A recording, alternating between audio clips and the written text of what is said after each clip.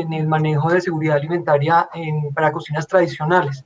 Entonces, por eso yo quería comentar que el tema del que quiero hablar es ese, básicamente. Perfecto.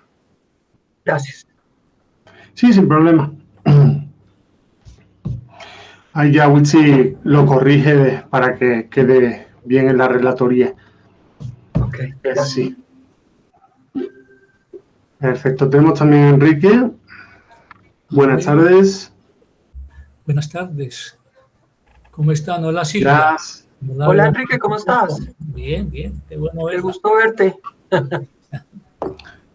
Ya nos falta solamente Manuel Taborda de Cocina como Acción Social.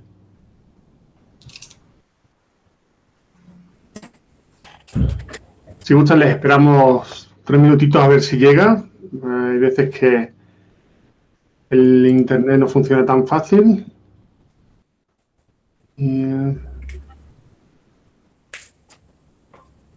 Perfecto. Ignacio, y las conclusiones nos llegan después. Las conclusiones nos llegan... O sea, lo que es la relatoría de este grupo la va a hacer Witsi, digamos, antes del cierre. Pero todo el trabajo que se va a hacer con los diferentes países, sí, eso después se va a hacer un dossier y se va a compartir con todas las personas que han participado. Y por supuesto, ya Ibercocina dará difusión a todo lo que es los documentos que se generen. Pero obviamente todas las personas que nos habéis dado vuestro tiempo y vuestra opinión, pues sois los primeros en recibir esa información. Okay, gracias.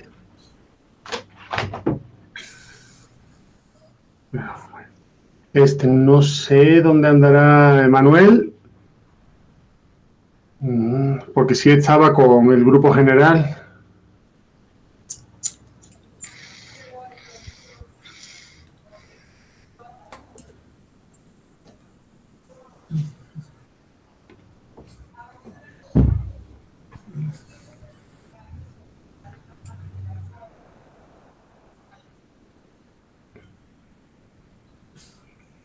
Bueno, si no, yo creo que Comenzamos.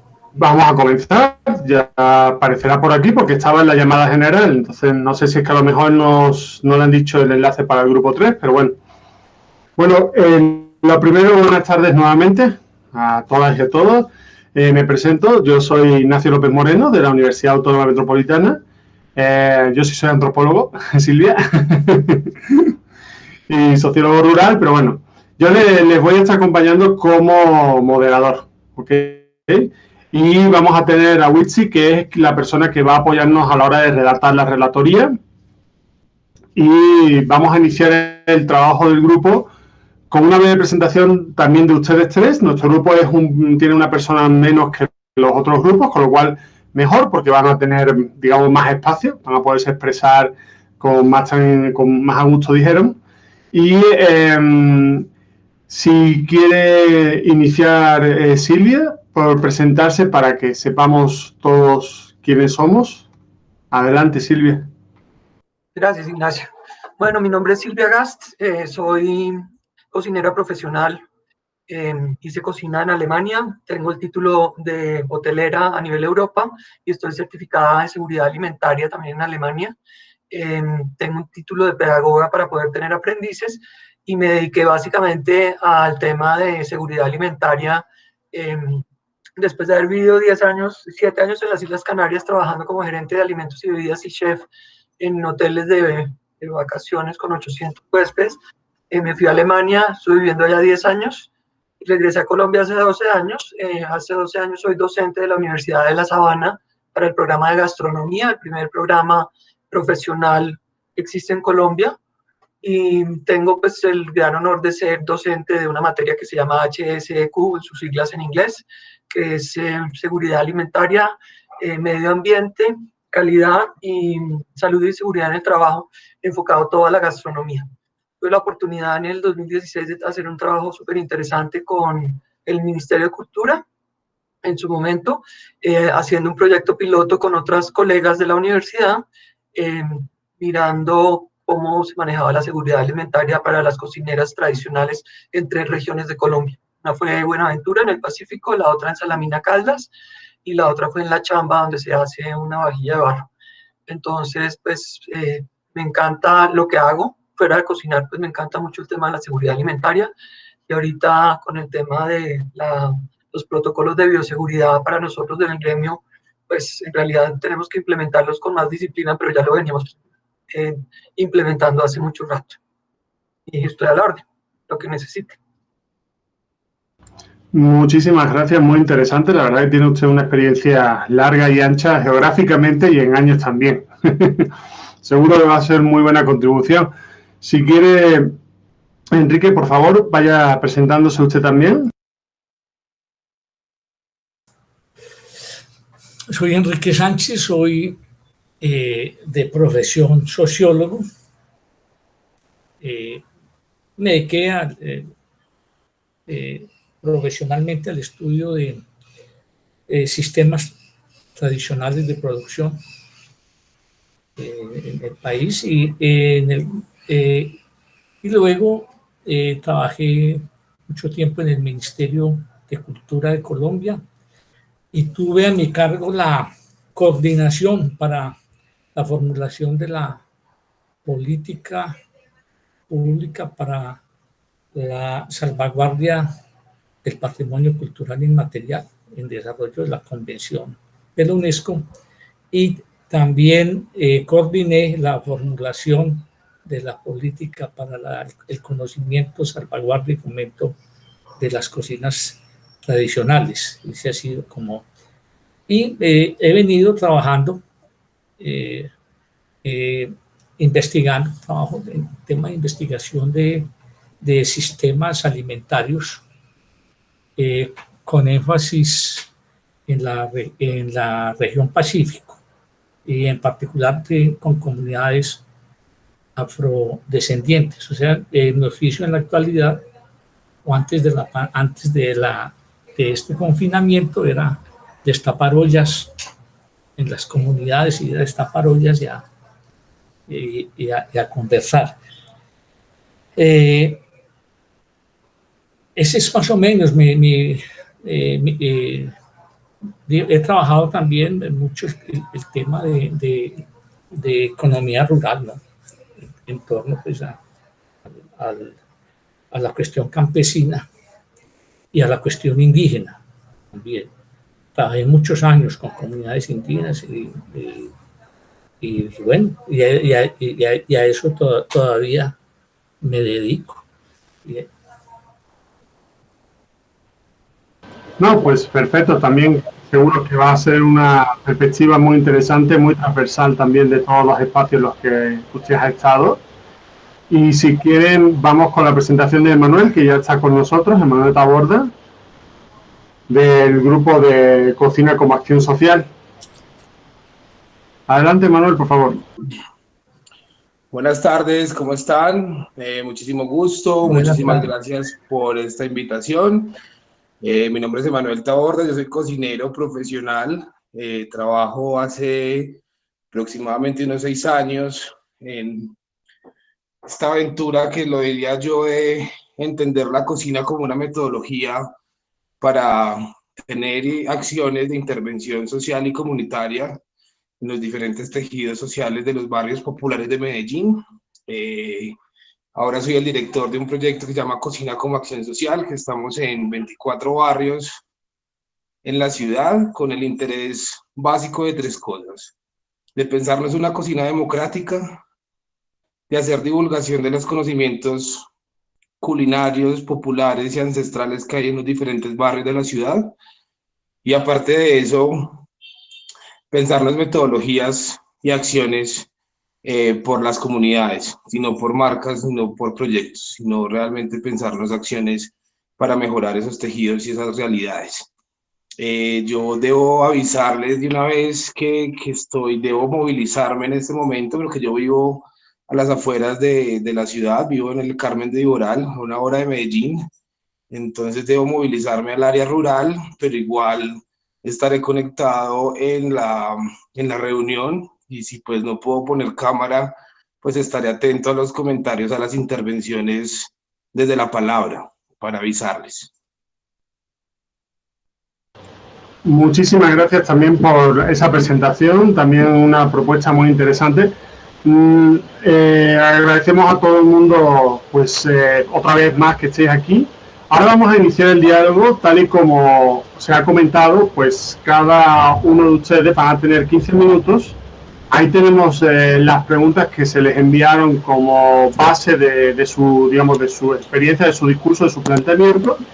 Yo les avisaré cuando les falten 3 minutos para que no sea un corte tan fuerte y puedan hacer una especie de redondeo.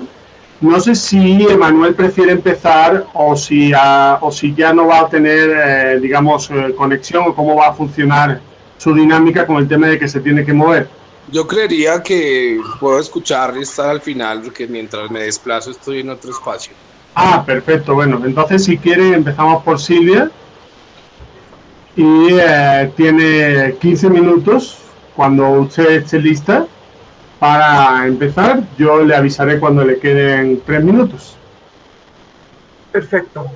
Pues yo quería hablar un poco sobre el trabajo que se hizo con Ana María Filomena, Diana Bernó y Isaías Arcila en el Ministerio de Cultura en el 2016, que se hizo un proyecto piloto sobre en 3 regiones diferentes de Colombia. Una fue en el Valle del Cauca, en Buenaventura, donde se estudiaron la preparación de los biches, que es un trago que sacan ellos a base de caña de azúcar.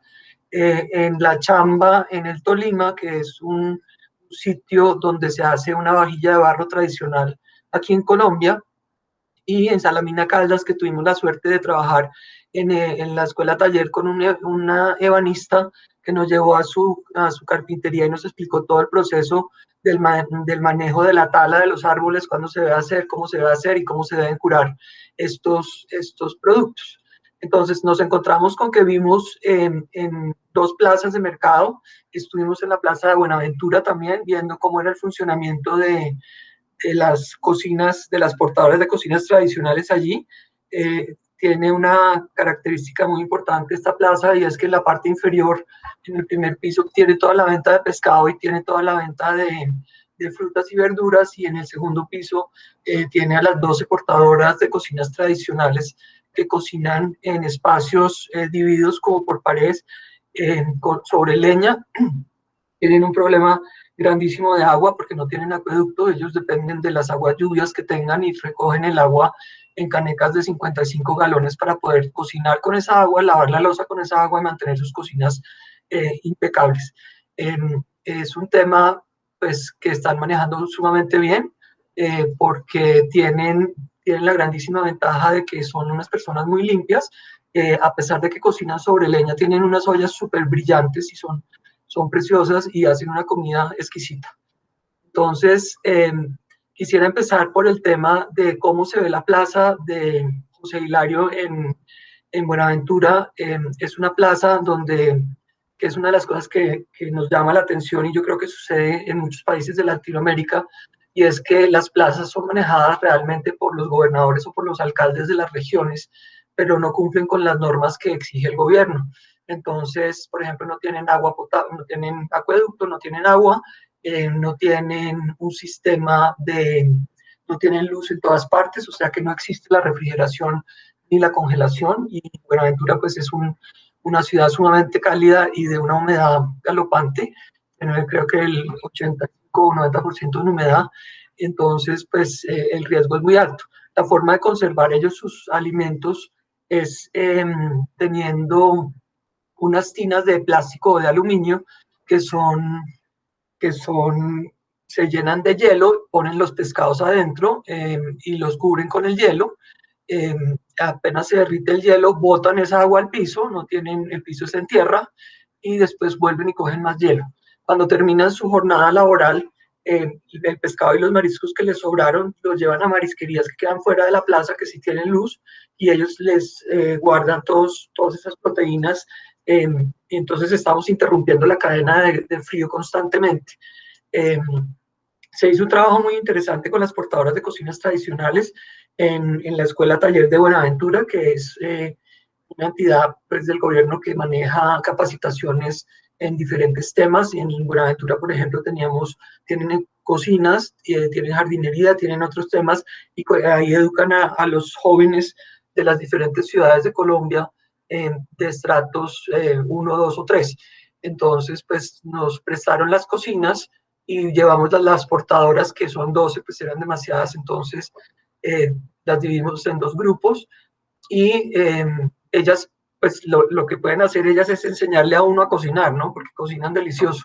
Entonces, el hecho era que ellas aprendieran un poco sobre el tema de la seguridad alimentaria, de cómo manejar la materia prima, cómo hacer los procesos de alistamiento y no mezclarlos para que con el proceso de cocción que se genera una contaminación cruzada. Y así que ellas también estén más seguras de poder mantener un alimento sano, inocuo y entregárselo al consumidor final sin ningún inconveniente y saber cómo reservar. Como los espacios son tan pequeños y una de las cosas que vivimos en la plaza de Salamina Caldas fue que la plaza la empezaron a construir y hicieron 2 pabellones distintos, uno para la venta de proteínas de carnes y pescados y esas cosas, el otro para la venta de abarrotes, y después hicieron un edificio adicional que era la venta de frutas y verduras con el fin de poder, perdón, con el fin de poder, montaron también ahí un comedor y ahí había cocineras también cocinando. Pero entonces unos de los que ocupaban esos espacios empezaron a salir y el gobierno les permitió salir fuera de la plaza en sí, o de la galería, como le quieran llamar, y vender en la parte de afuera para atraer al cliente y que les viera el producto y entonces así adquirían más clientes y un ingreso mayor. Lo que sucedió con eso fue que todos empezaron a salirse dentro de la edificación de la plaza y se están en la calle. Entonces, hoy en día, pues en el 2016, cuando estuvimos allá, vimos que habían alrededor de unas 70 casetas de metal donde se cocinan, que son espacios que son más pequeños de lo que tenían por dentro de la galería o de la plaza.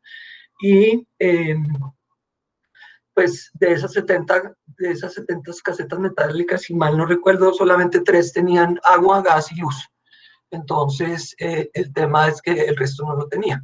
Entonces, nos encontramos con una discusión entre las cocineras diciendo que era obligación de la alcaldía o de la gobernación colocarles el agua y el gas y la luz para poder tener refrigeración también.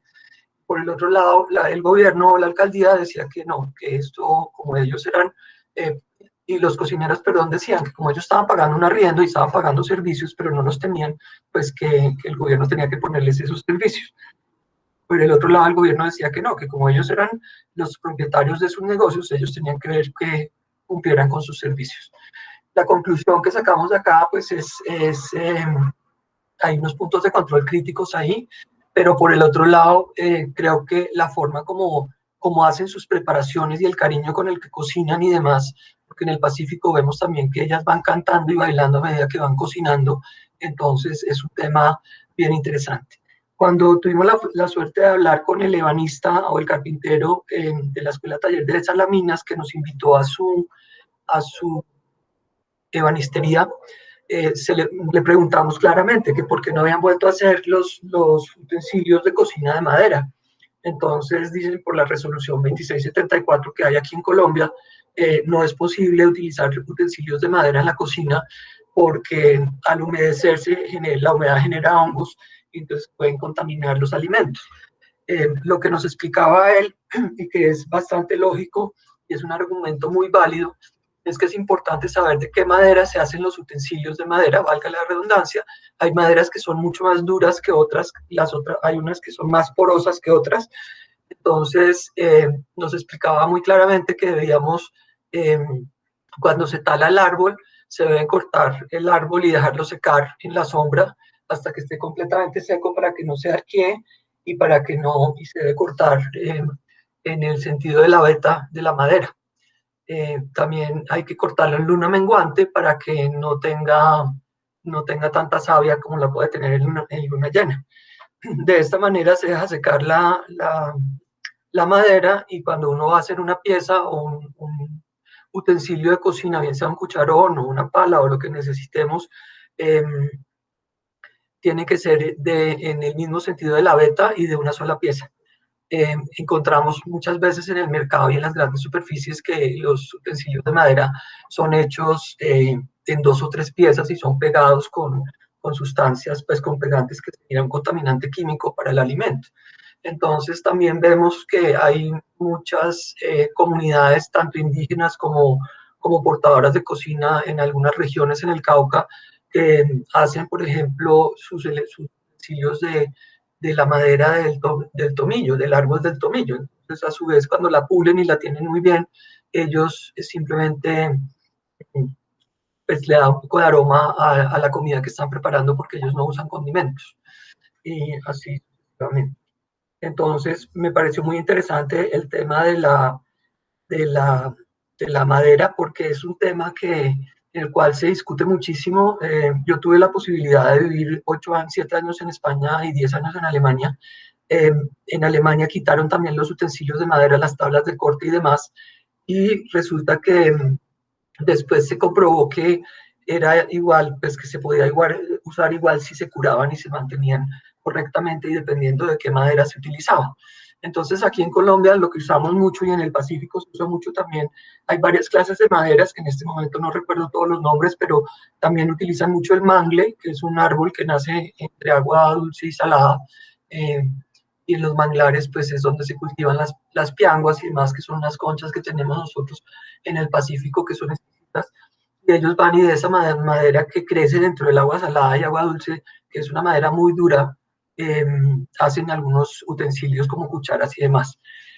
Un tema de curar los utensilios de madera es que una vez se preparan, se lijan primero con una lija gruesa de 500 gramos o granos, después se baja a una de 1000 y 1500 granos para hacer un cierre de toda la porosidad de la madera, y después de que está terminada se le coloca grasa de cerdo o de cordero que en líquido, no se le pone ninguna grasa que tenga, que sea pues, o también podemos usar aceites vegetales. Entonces todos los días se embetuna, por decirlo así, se embetuna la cuchara o el utensilio de madera con el aceite y se les quita el exceso y al otro día eso se hace durante una semana todos los días, después se pasa a hacerlo una vez a la semana por un mes y después cuando ya el cliente compra el utensilio lo tiene que hacer una vez al mes. Y dependiendo del uso que uno le vaya dando, ¿no? Entonces, si lo va a usar demasiado, pues lo usa mucho y lo tiene que lavar mucho, pues tiene que hacerlo con mayor frecuencia.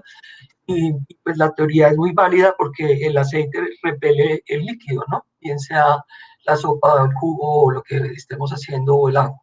Entonces, importantísimo es una vez se lave el utensilio de madera, es dejarlo secar por todos lados al aire y no guardarlo húmedo para que no se concentre el agua y lo deteriore. Ahora, una vez se fracture o se parta por cualquier causa, por el uso o por lo que sea, pues sí es importante cambiarlo. Es importante cambiarlo y... 3 minutos, Silvia. Ok, y cambiarlo por uno nuevo. Con respecto, por ejemplo, a las vajillas de barro, pues hay que curarlas también. Eso tiene un proceso de cocción de entre 700 grados y 950 grados centígrados. Entonces, pues estamos teniendo unos elementos, una temperatura que va a matar cualquier tipo de bacteria, cualquier tipo de cosa.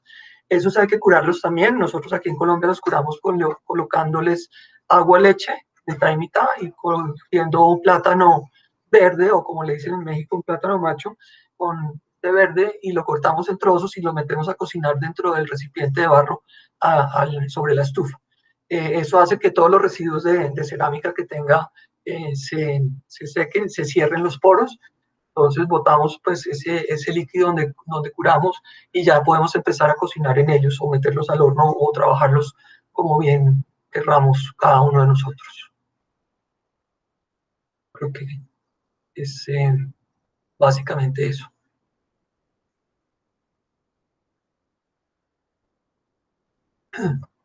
Ok, muchas gracias, Silvia. Me di cuenta hace un momento que se nos cayó de la llamada el responsable de la relatoría, pero bueno, algo he podido captar por mi cuenta y para hacerlo más fácil para luego. Si quiere Enrique continuar, por favor, tiene también 15 minutos. Bueno, voy a...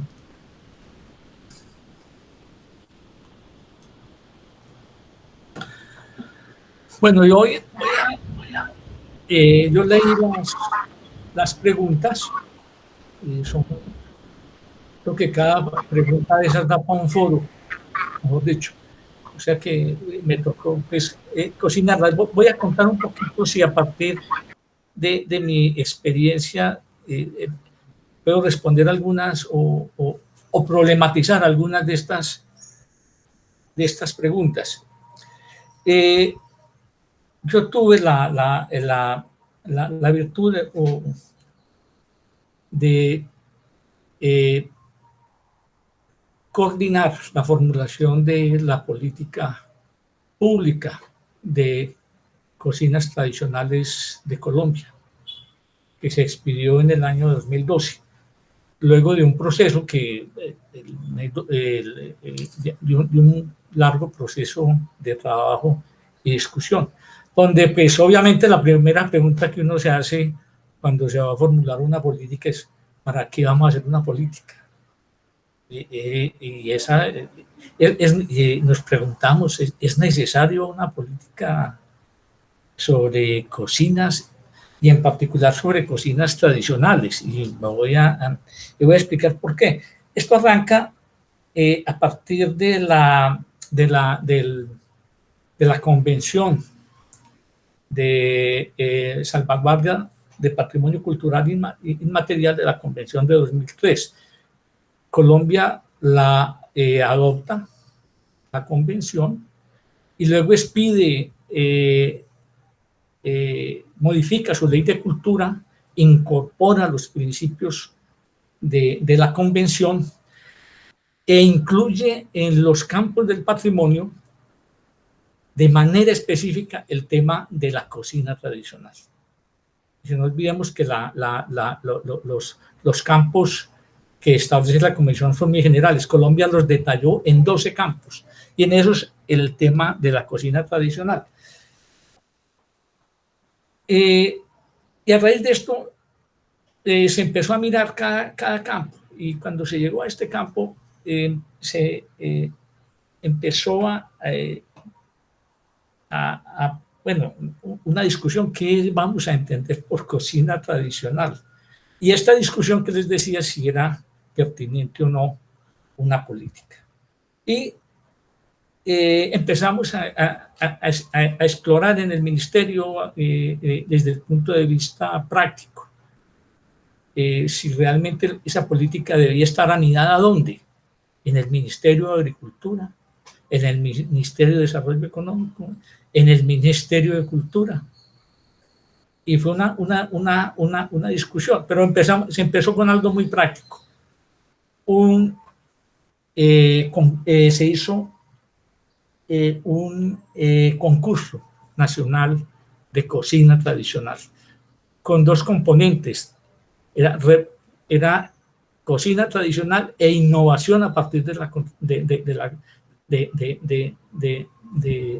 la cocina tradicional. Tenía esos dos campos y fue muy interesante. Ese concurso creo que ya no existe, pero era un concurso nacional con una bolsa muy interesante y con un criterio. Incorporaba portadores tradicionales, cocineros y cocineras, e incorporaba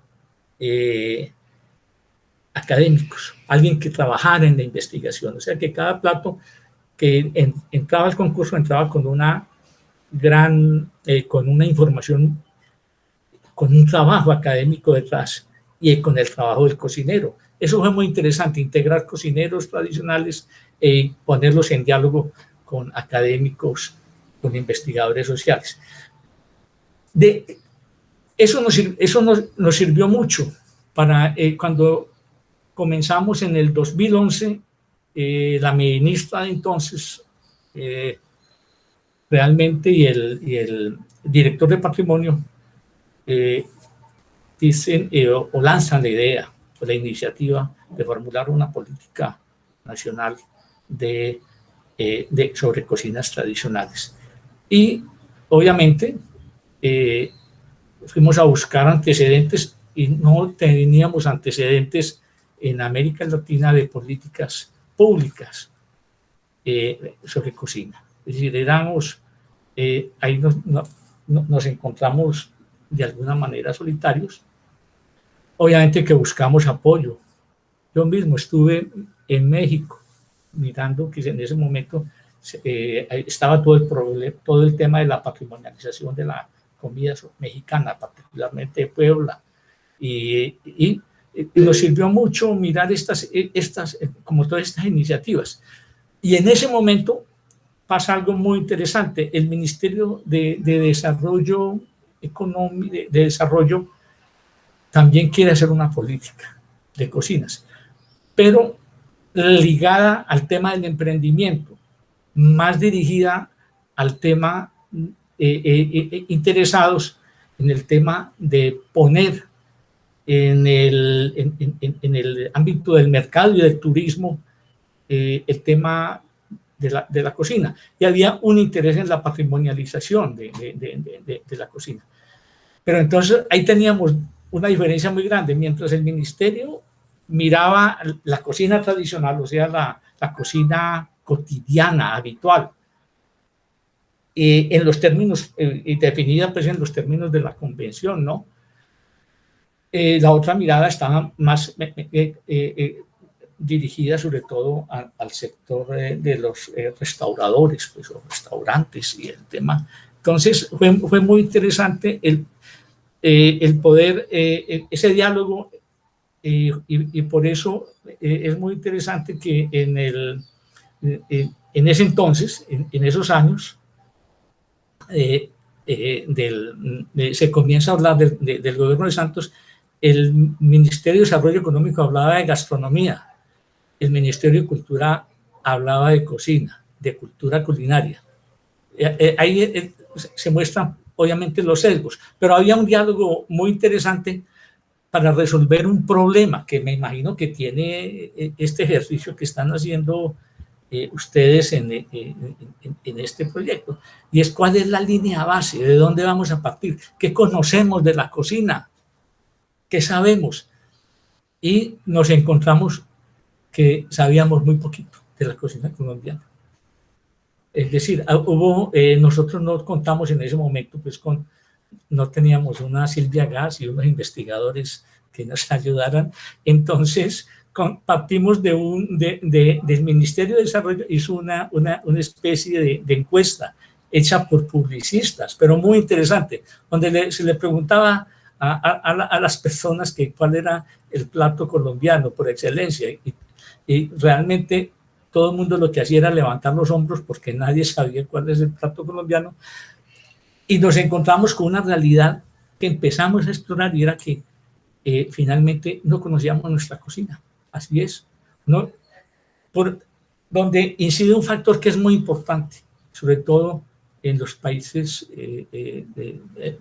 andinos, que tienen una compleja realidad geográfica y cultural, y es de que Colombia es un país de regiones, y uno conoce la cocina de su región, pero no conoce la de los demás, las otras regiones. Ese es un tema. Entonces ya se empezó un concepto muy interesante. Ya no hablábamos de la cocina colombiana, sino de las cocinas colombianas. Se empezó a hablar en plural. No tenemos una cocina, tenemos cocinas, muchas cocinas: la cocina indígena, la cocina de las comunidades campesinas de los Andes, de las comunidades campesinas de los llanos orientales, la cocina amazónica. Y se empezó un trabajo y una discusión donde aparece también un tema que va a aparecer en la política, que es el poder, que es un trabajo que no ha concluido, de poder definir unas regiones culturales culinarias. Nosotros llegamos, en la política se habla creo que de 10. Hoy en día los investigadores, la Universidad de La Habana, por ahí hablan ya de 17 o 18 regiones, de regiones culinarias. O sea que ha habido un trabajo muy, muy, pues, como interesante. Entonces, para abreviar, porque eso tiene mucha historia. Nosotros, para hacer el trabajo, reunimos un grupo de investigadores sobre la cocina colombiana, un grupo excelente, un grupo de excelencia. De excelencia era que los buscamos y los reunimos, donde había personas supremamente reconocidas en el ámbito nacional que habían trabajado el tema de cocina. Y empezamos también a buscar qué se había escrito sobre la cocina y a recoger la información, toda esa literatura perdida de los antropólogos, de los investigadores, y gracias a eso y a ese trabajo se pudo tener allá hacia el año 2011 tener un texto provisional que en enero de 2012 se va a adoptar como una política del Ministerio de Cultura. Las políticas culturales son en su mayoría políticas indicativas, o sea, son guías para la acción, no tienen el carácter, pues no son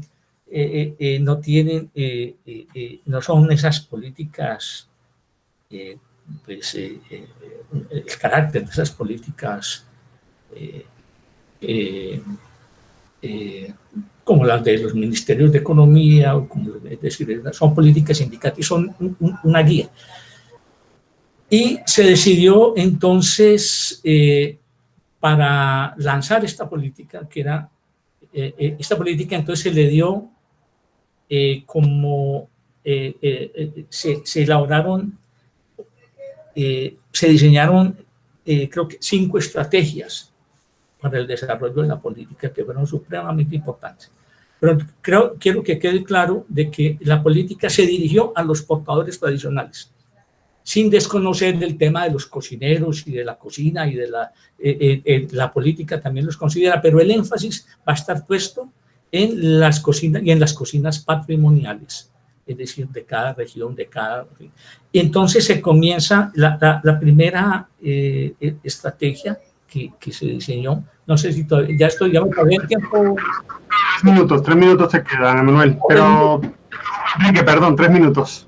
Entonces las voy a enunciar. La primera era el de realmente reconocer, valorar y enseñar la cocina. Esa fue la primera estrategia, de reconocerla, valorarla, porque no la conocemos bien. Y el otro drama es que no valoramos, que encontramos era que no se valoraba la cocina propia. Entonces esa es la primera estrategia. Una segunda estrategia era la salvaguardia de las cocinas en riesgo. En el trabajo que se hizo, encontramos que muchas tradiciones culinarias estaban en riesgo de desaparecer por factores bien complejos que tienen que ver con este tema, pues, con temas ambientales y con el tema, obviamente, de las políticas de desarrollo rural y con las políticas de seguridad y soberanía alimentaria. La tercera estrategia era estaba dirigida a los portadores, a fortalecer su capacidad de organización y su capacidad de gestión. En la cuarta estrategia estaba dirigida que fue muy, muy, muy importante, y era cocina y biodiversidad, el uso de la biodiversidad de la cocina. Nosotros encontramos de que tenemos una gran biodiversidad, somos un país, una potencia en biodiversidad, pero es muy poco lo que usamos de la biodiversidad en la cocina, con excepción de los pueblos, obviamente, indígenas y pueblos tradicionales afrodescendientes. Pero ese fue un tema, y el tema, obviamente, de la adecuación institucional, a tratar de resolver un problema que tiene esta política debe ser intersectorial. Es decir, ¿por qué? Porque tiene 3 fundamentos, que son el tema de cultura, el tema que tiene que ver con la producción agroalimentaria y el tema que tiene que ver con la salud. Son los 3 pilares de la salud alimentaria. Entendiendo la salud, pues este tema es de la higienización y el tema de la nutrición. Y a esto habría que agregarle, pues, la relación con el tema de la educación. En esa época todavía en las escuelas no se enseñaba casi cocina colombiana. Eso era una materia relleno. Se enseñaba cocina italiana, francesa, pero poco se enseñaba en las escuelas. Hoy en día eso ha cambiado, hoy en día se enseña la cocina colombiana. Fuera de eso, tiene que ver con el tema de investigación, la importancia de fomentar la investigación sobre nuestras cocinas. Hoy en día hay mucha investigación y en eso se ha avanzado mucho. Y obviamente está todo el tema económico, pues, de la relación de la cocina con el tema fundamentalmente de la producción campesina, fundamental en la cocina tradicional. Y las políticas desarrollo rurales son unas políticas bien complicadas a veces.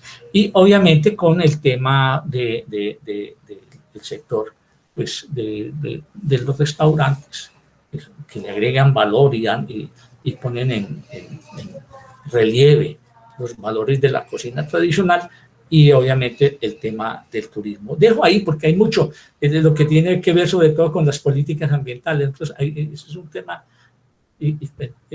aquí hay mucha tela de donde cortar, pero dejo ahí para la discusión. Sí, muchas gracias, Enrique. Ya volvió con nosotros Witsi, me parece que está con el nombre de Luis Corín. Yo pues no me di cuenta de que se había caído de la llamada, entonces de la parte de lo que comentó Silvia, lo que me queda a mí más claro, o lo que me dio tiempo a agarrar por encima, porque ya se había ido hace un rato, tengo el tema del trabajo que hiciste con los ebanistas, con las cocineras, y en las plazas el tema de la contaminación que se producía en los alimentos, contaminación cruzada, y el problema de las infraestructuras sobre todo. Existe un problema en las infraestructuras, la utilización de los mismos y también, dijéramos, en la complementariedad y el reparto de responsabilidades en los servicios que son necesarios para las cocinas populares en el sentido del uso de las plazas, ¿no? El tema que tiene que ver con la energía, el tema que tiene que ver con el agua residual, todo este tipo de cuestiones, ¿no? El manejo, dijéramos. También, lo que no me dio tiempo a llevar, ¿cuál es la ley que comentas que había un problema con el ebanista? Existe en Colombia, traducido por el ICONTEC, que es el instituto que traduce las normas y para los países, para cada país.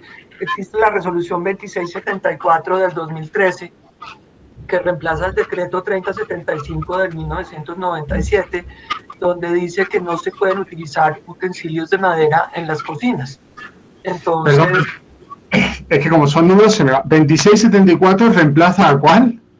2674 del 2013 reemplaza a la 3075 del 1997. De 1997. Sí.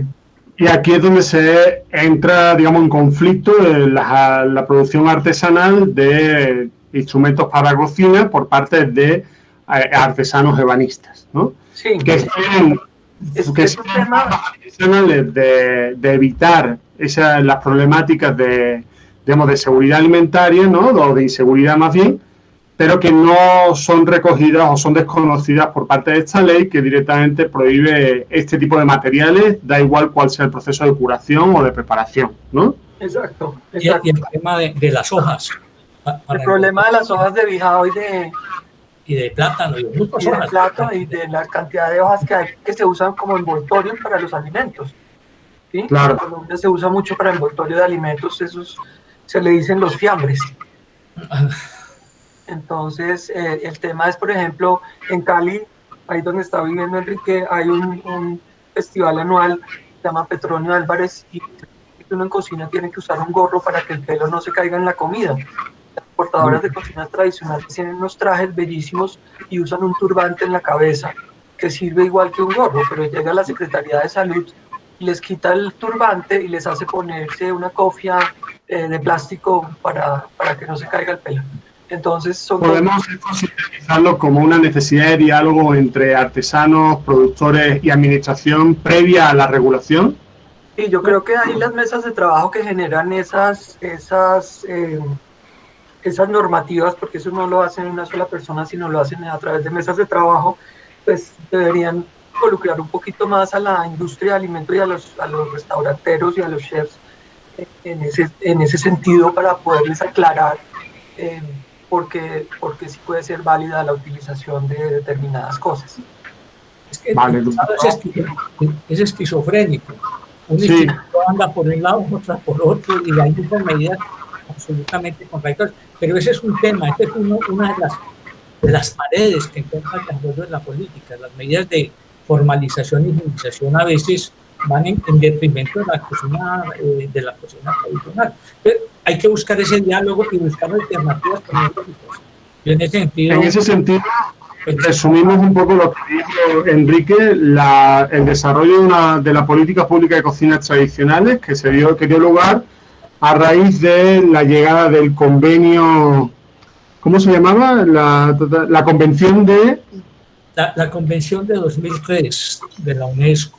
De 2003 de la UNESCO. ¿Tiene nombre esa convención? Sí, de salvaguardia del patrimonio cultural inmaterial. Y en el 2005 se escribió una muy importante para la cocina, que es la Convención de 2005 sobre la diversidad cultural, que se refiere más que todo al tema del emprendimiento y de la justa retribución y la protección del conocimiento tradicional. Como antecedentes, dos grandes convenciones, una de 2003 de salvaguarda del patrimonio inmaterial, otra y la de 2005 de de protección a la diversidad cultural.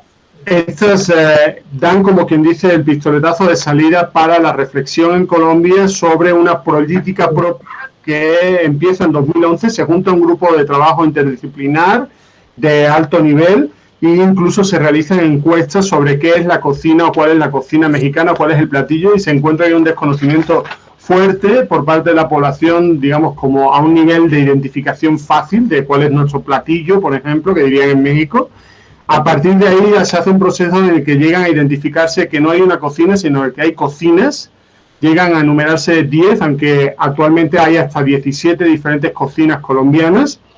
Y en el 2012 se acaba aprobando dentro del Ministerio de Cultura esta política pública con 5 estrategias principales. Primera, reconocer, valorar y enseñar la cocina colombiana.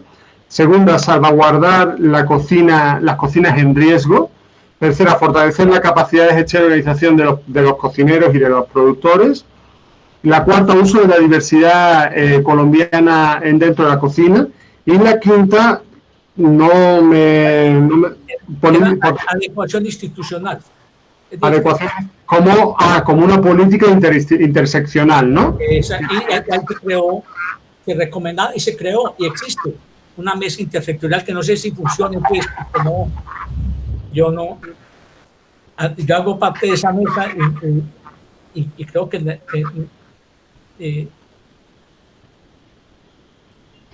y también era importante dejar muy de claro, decías, que la cocina necesita la producción campesina, que digamos que tiene que haber una protección y una potenciación de la economía campesina para que existan los elementos que la cocina tradicional necesita, y que se deben incluir al sector restaurantero y vincular más también con el turismo, digamos, a nivel de cocina, ¿no? A nivel de oferta. Sí, ¿Querías una cosa más? Sí. Sí, lo del turismo mereció una discusión muy grande, en el sentido que Colombia no es un país que en ese momento no era un país, un destino turístico, pero lo pensamos mucho en términos del turismo doméstico, del turismo interno. Ok. Perfecto.